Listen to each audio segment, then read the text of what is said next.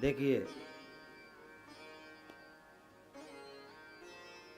कर्म से सुख मिलता है, कर्म से दुख मिलता है, कर्म से जन्म होता है, कर्म से मृत्यु होती है।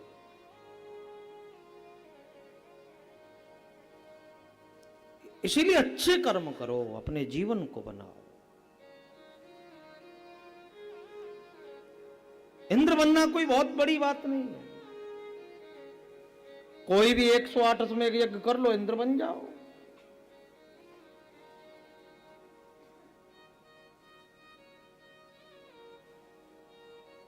अच्छे कर्म करिए कि कर्मों की गति जग में, हमारे पिताजी कहते कि कर्मों की गति जग में ए जी बड़ी निराली है। कर्मों की गति जग में ए जी बड़ी निराली है। कर्मों की गति बड़ी निराली है।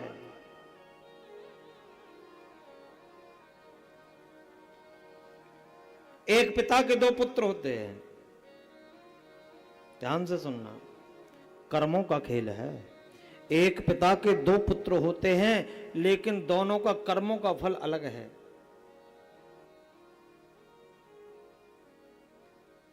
दोनों का कर्मों का फल अलग है।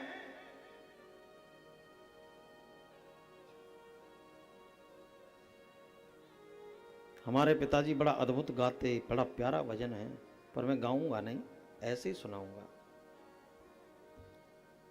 कि कर्मों की गति जग में, सही करो क्वालिटी, और जम नहीं, गला खींच रहा है।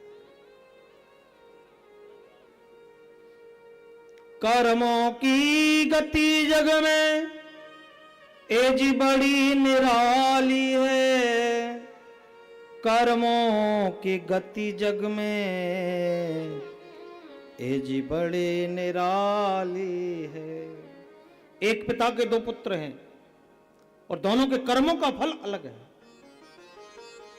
कि एक महलों में रहता है, मखमल के बिछोने पर, एक सोया धरती में, ना कोई रखवाली है।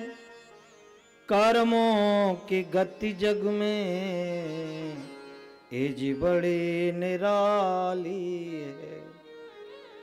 कर्मों का फल है दोनों का। एक महलों में रहता है, उसके कर्मों का फल है, मखमल के बिछोने पे सोता है, और एक अपने कर्मों का फल भोग रहा है, जो धरती में सो रहा है, जिसका कोई रखवाली नहीं है।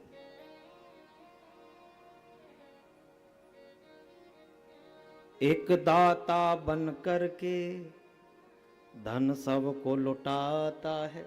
एक दाता बन के, कर्मों का ही तो फल है कि एक दाता बन करके धन सबको लुटाता है।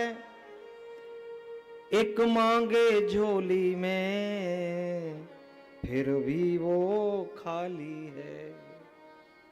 एक दाता बन के धन लुटाता है, और एक झोली मांग के, फैला के मांगता है, फिर भी वो झोली खाली है, क्योंकि दोनों की कर्मों की गति अलग अलग है। इसलिए अच्छे कर्म करो, श्रेष्ठ कर्म करो। एक वस्त्रों से अलंकृत है,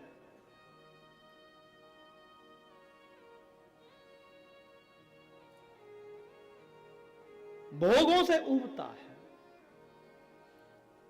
कि एक वस्त्रों से अलंकृत है, भोगों से उबता है।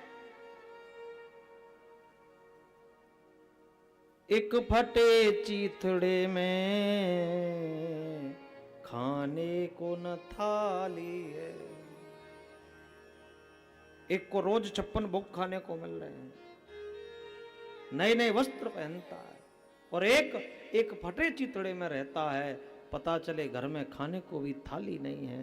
कर्मों की गति है, बड़ी विचित्र है।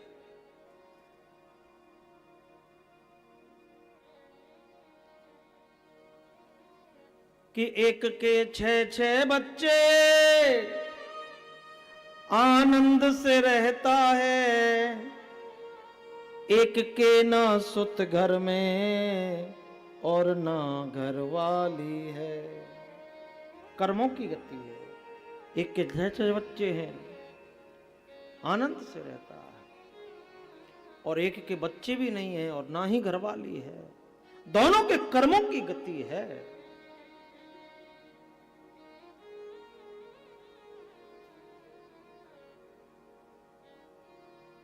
कर्मों का ही खेल है।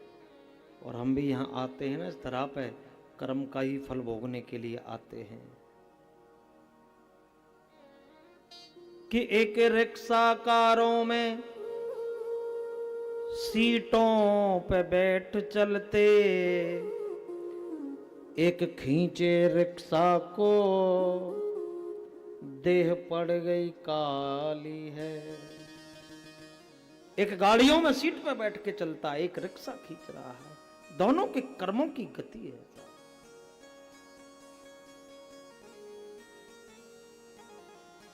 अंत में क्या कहते हैं कि दुर्भाग्य मेटना है।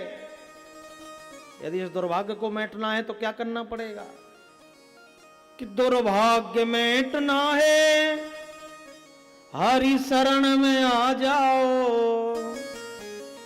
गोवर्धन संतों ने ये बात निकाली है।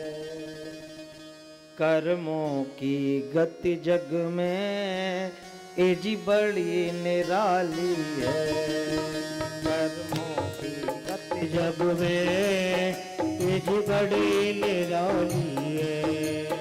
कर्मों की गति जग में ए जी बड़ी निराली है।